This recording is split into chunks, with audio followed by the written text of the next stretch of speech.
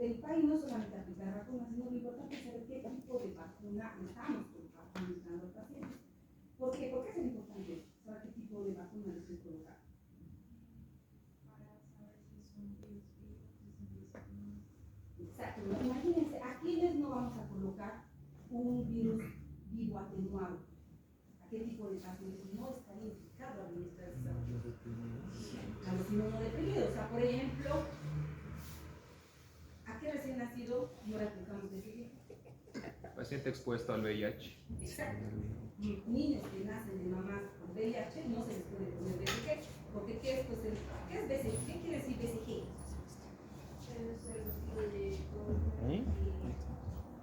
Estás por ahí. Calmet-Querin, ¿ya? Es la persona que ha descubierto el bacilo y él lleva su nombre. Y es un bacilo atenuado, es un bacilo atenuado. O sea que si a ese niño con VIH que tiene una inmunodeficiencia, yo le administro esta vacuna, ¿qué va a pasar? Va a ser enfermedad. ¿Sí? Entonces, esa es la importancia de saber por qué cómo están compuestas las vacunas. Entonces, ahí, como modo de introducción, ¿qué tan importante y cuánto de repercusión han tenido las vacunas?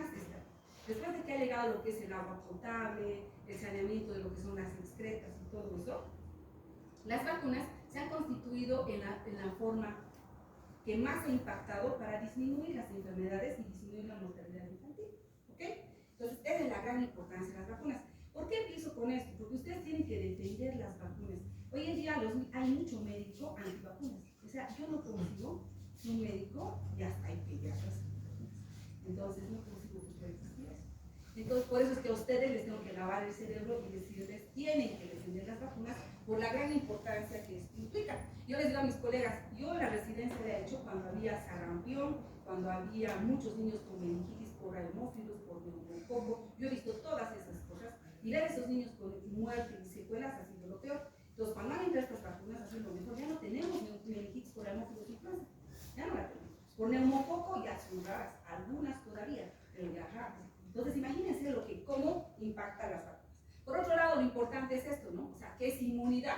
¿No? Antes, empezó con la observación, que hay una pintura que muestra, grafica cómo nacieron las vacunas, y es de esas personas que ordeñaban a las vacas, que les empezaba a aparecer unas ampollas aquí en las manos, y luego empezó a aparecer esta enfermedad de la viruela, y veían que ellos no se enfermaban, esos que habían tenido ya. Entonces ahí vio qué está pasando. Entonces ahí nació, de ahí se dieron cuenta que si uno introducía una parte de la vacuna a la persona creaba inmunidad y de esa manera pues han nacido las vacunas.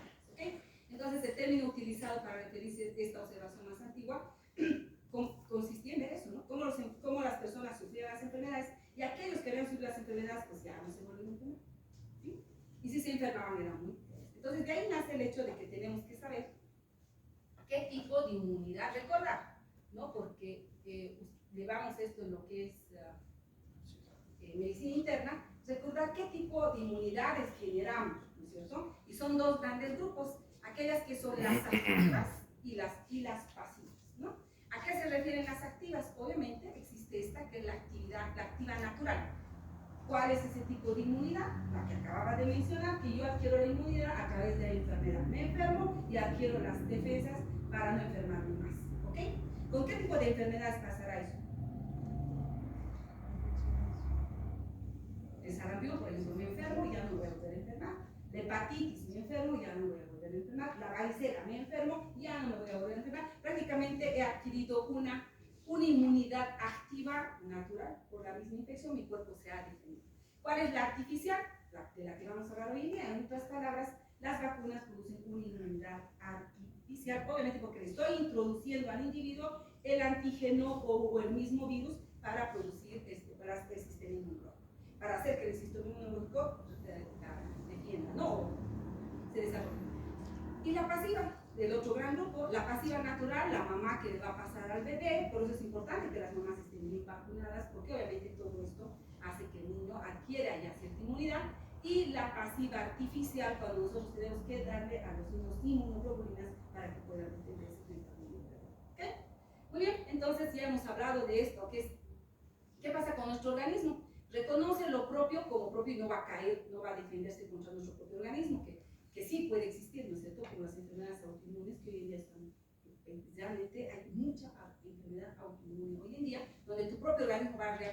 qué reacciona? Porque ingresan estos malvados y se hacen creer que tu propio organismo es el que está produciendo cierta enfermedad y reacciona. Es eso, ¿no? ¿Qué pasa con nuestro organismo? Reconoce lo ajeno y actúa o se activa contra eso ajeno para defender a nuestro organismo, ¿no? ¿Qué características tiene nuestra inmunidad? Que es específica. ¿Qué quiere decir eso? Yo me enfermo contra sarampión y creo inmunoglobulinas contra sarampión, como en el dengue también. Por ejemplo, en el dengue hay 4 serotipos, ¿sí? Yo creo inmunidad contra cada serotipo. Me enfermo uno, creo inmunidad contra el serotipo.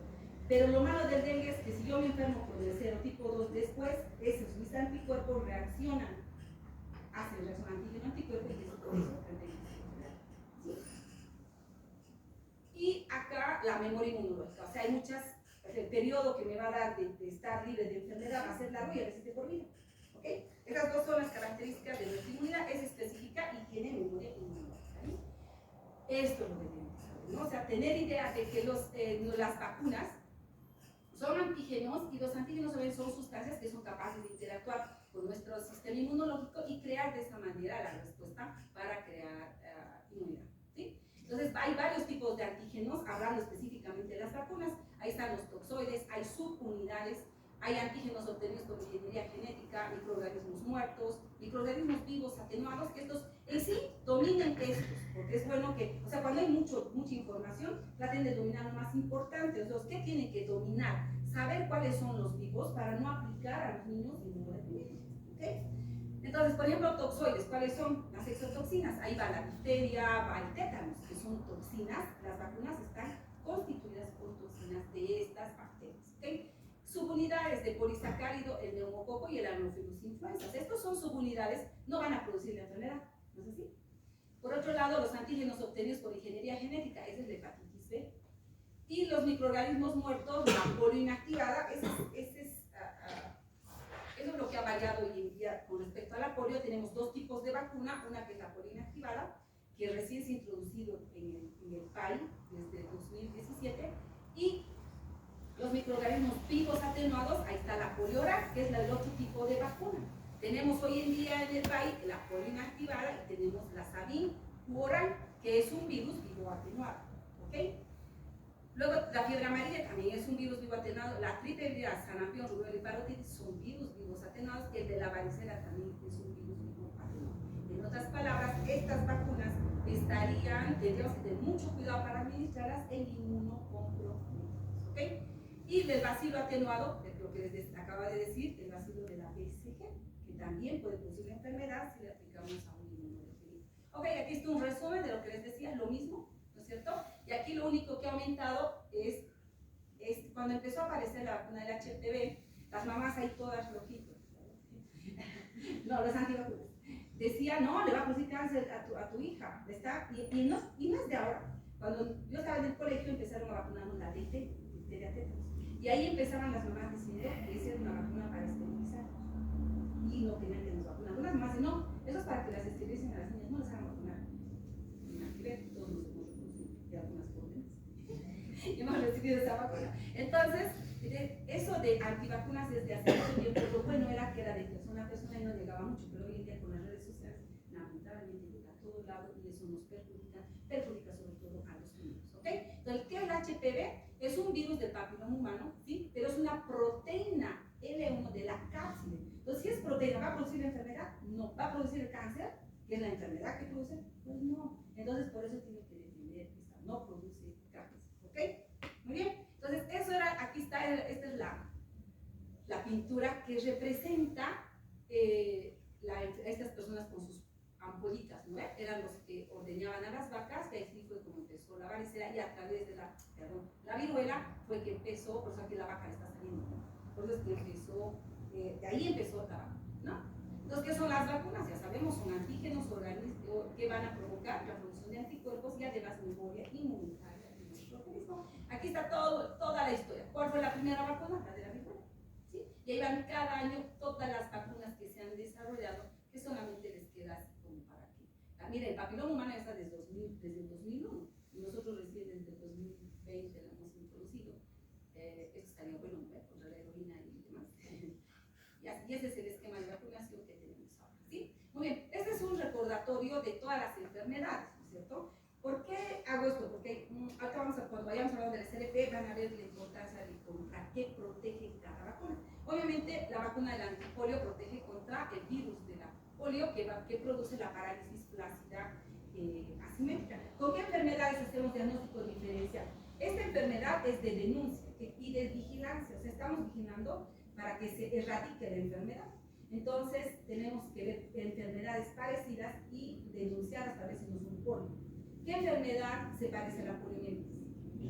Exacto, entonces toda la parálisis flácida se denuncia. Se hace la hoja de denuncia y se muestra. ¿Qué muestra voy a mandar para saber si es o no polio? ¿En qué muestra identificarían a polio? Líquido cefalorraquídeo. En las heces. Es un enterovirus en las heces. Lo que se manda son heces para identificar y buscar el virus de la polio. ¿Okay? Entonces, todo Guillain-Barré se denuncia y se hace, se envía la muestra para de heces. ¿Sí? Sarampión. ¿Por qué vacunamos sarampión? Para evitar obviamente la enfermedad de sarampión, le van a decir qué pregunta más tonta, doctora. Pero el sarampión se produce toda esta erupción, ¿no? Y igual es de denuncia. Todo niño con fiebre y erupción maculopapular es sarampión hasta que se demuestre lo contrario, ¿ok? Pero ¿por qué vacunamos? En sí esa enfermedad eruptiva no es tan mala. Lo malo es que este virus es un malvado con el sistema inmunológico. Produce tanta inmunosupresión que hace que el niño sea presa fácil de cualquier infección. Entonces, hacían sarampión, pero se morían no por el sarampión, se morían por neumonía. Porque ahí venía el neumococo malvado y listo, chao. ¿No? O sea, neumonía, shock séptico y se morían. Entonces, es por eso que acá, y acá dicen, ¿no ve? Se dice que muere 1 de cada 10 niños, pero se mueren principalmente por las enfermedades que adquieren, porque su sistema inmunológico es alergizante, este tipo de virus. Son dos tipos muy malos que son alergizantes. Este y de la varicela. Nosotros hemos tenido niños con post-varicela, cuando ya estaban con la etapa de donde ya se están cayendo las costillas, justo el neumococo, neumonía, igual, ¿no? Los matan. ¿Okay? Entonces, eso es lo importante del sarampión. ¿Por qué vacunamos? Para evitar estas sobreinfecciones y la muerte por sarampión debido a la alergización que produce. La difteria, obviamente, es nomás por la patología, la gran obstrucción que puede producir y la asfixia que puede dar por la obstrucción. Fíjense, es verdad, esos cráneos crecen tanto que los asfixia y prácticamente mueren por insuficiencia respiratoria por asfixia, ¿no? Por la toxina. La coqueluche o la tos de ahogo. Esta tos de ahogo, dice, pues eso no es tos. Yo he visto niños que ha sangrado su cerebro de tanto toser, porque esa tos paroxística es tan fuerte que produce sangrado cerebral en niños chiquitos. Y no solamente produce sangrado en vía cerebral, también, ahí está, ¿no? Dice lesiones cerebrales permanentes le puede dejar. Y también hemos visto miocarditis por coqueluche, o sea, su corazón así grandote todo, con falla cardíaca por coqueluche, ¿ok? O sea, sí, no es solo una tos emetizante y inflammatizante, sino que las complicaciones que da son las por las cuales vacunamos, ¿ok? El tétanos, les vacunamos tétanos, la DT que vacunamos a la mamá, ¿no es cierto? A esa me refiero, porque las otras que les colocamos en el esquema es para evitar, obviamente, que es el tétanos en sí. Pero cuando vacunamos a la mamá la DT, lo que queremos evitar que es el tétanos neonatal. Antes había mucho parto domiciliario. ¿Y con qué cortaban el cordón? He visto una película con su pienso. No me cortan con cuchillos, con tijeras que están desarradas y obviamente, ¿de dónde va a entrar? Todo lo que esté desarrado, todo lo que donde no hay nada de oxígeno está el virus la bacteria del tétanos y obviamente lo que se trata de evitar con la DT adulto es por eso las mujeres les vacunaban el esquema de 5 dosis para evitar el tétanos neonatal. ¿Okay? Pasmo de 7 días y verdad, son justo 7 días. Entra la bacteria y a los 7 días empieza con el trismo, con los pistótonos. Con mucho orgullo debo decir, yo pensé, o sea, tétanos se va a morir. O sea, definitivamente entra tétanos, está con tétanos. Hemos tenido una niña en el hospital, en el materno infantil, en el hospital del niño, en infectología, una chica de 10 años que hizo un clavo, donde entró tétanos. Dijimos, ya, se nos va a morir. La doctora grandísima, infectóloga pediatra, doctora Calderón, tratamiento inmunoglobulina, le echamos penicilina. ¿Cuál es el tratamiento para la coronibacteria y tétanos? Penicilina. Penicilina, dosis cañonas y lo más importante, inmunoglobulinas. Entonces empezamos con inmunoglobulinas, con la antitoxina más, la sacamos, ¿sí? Entonces es bien bonito cuando tú sabes lo que tienes que hacer. La tuberculosis, ¿por qué vacunamos contra la tuberculosis? A ver, aquel grupo que no responde nada. Ese grupo. El que está al lado del. ¿Qué te llamas? No me va a acordar tu nombre. Para prevenir la tuberculosis. Ahí le iba a decir a la compañera que está al lado del de lentecitos. ¿Para prevenir qué? La tuberculosis miliar y tuberculosis benigna. Muy bien, esas son formas graves de tuberculosis. Entonces, las formas graves de tuberculosis que son, que ya están aquí, no veo, hasta chanchullos. No hay donde perderse para prevenir. Y esto es lo que produce en realidad la tuberculosis, ¿ah? Hace hidrocefalia, hace abscesos, o se muere por hipertensión endocrinal por eso hidrocefalia, y si vive va a quedar muy secuelado. Y luego imagínense cuando la TV miliar es así como está, y los dos pulmones se afectan, y obviamente